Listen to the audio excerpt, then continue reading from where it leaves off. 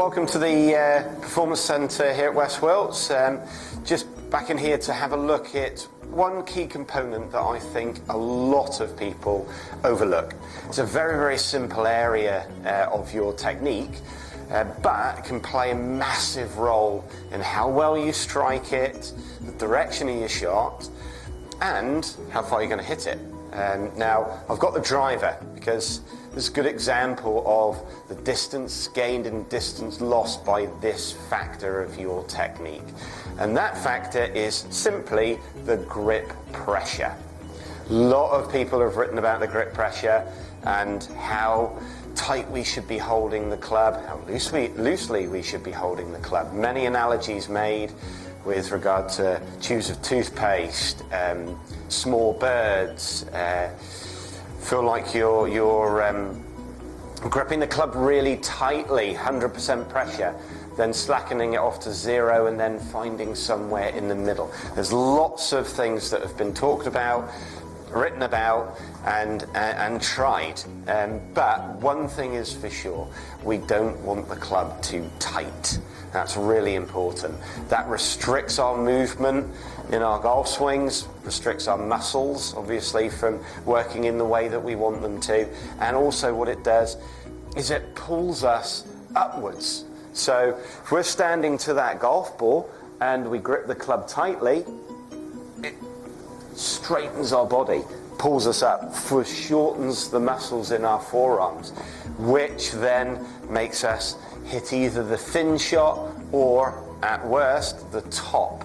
And this can be seen obviously on the first tee. That's probably where most of our tension with regard to hitting a golf shot is going to be, because we're no doubt hitting the shot in front of lots of people, and that brings with it tension and then the tightening of the grip.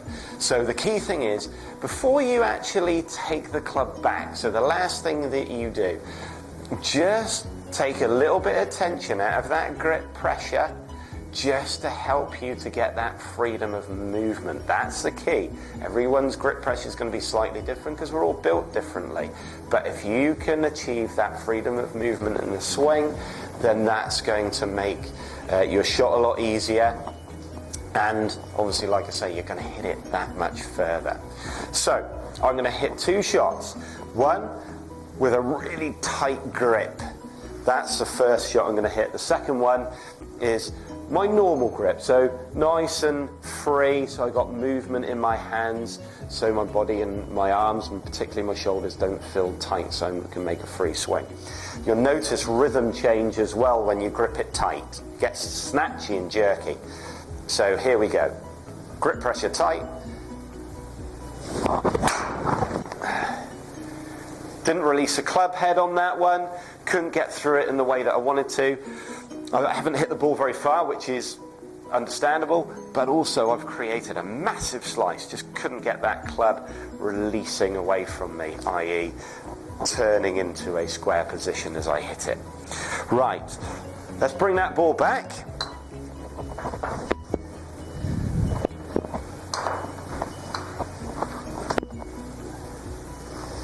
On this occasion, we're going to get somewhere near what we would be looking for grip pressure wise, so I can get that freedom of movement. I feel like I've got obviously a little bit more rhythm involved in that movement, so that's going to really help the shot. So let's see how this one goes.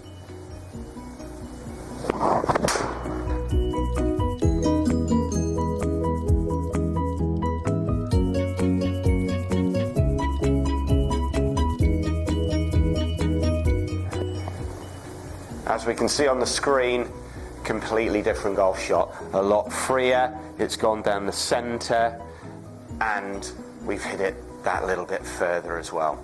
So grip pressure, think about it. Make sure that it's not too tight and too tense. The club is never going to come out of your hands unless it's hideously wet and you've got poor grips, i.e. they're shiny and you need them replacing. It's not going to come out your hands because the grip is tapered. It's thicker at the top and thinner at the bottom. So if I just release this a little bit of pressure, let the club drop, obviously it stops and then only gets tighter because of that grip diameter change up and down that grip. So that's a very important component to remember. The club isn't going to come out of your hands because the grip is designed so it doesn't. And also, you don't have to increase the grip pressure in the golf swing because, again, we're not going to see that club come out of your hands unless you obviously open your hands, and then you obviously clearly will. But hope that helps. Hope that helps you understand the grip pressure a little bit more and the impact that it can have on your golf shot. Go out and try it. Get on the driving range and see how it feels, and see how, most importantly, it reacts with regard to your golf shots and the ball flight that you get. Thanks for watching. Like I say, hope you're all well. Keep enjoying your golf, and I'll see you soon. Bye-bye.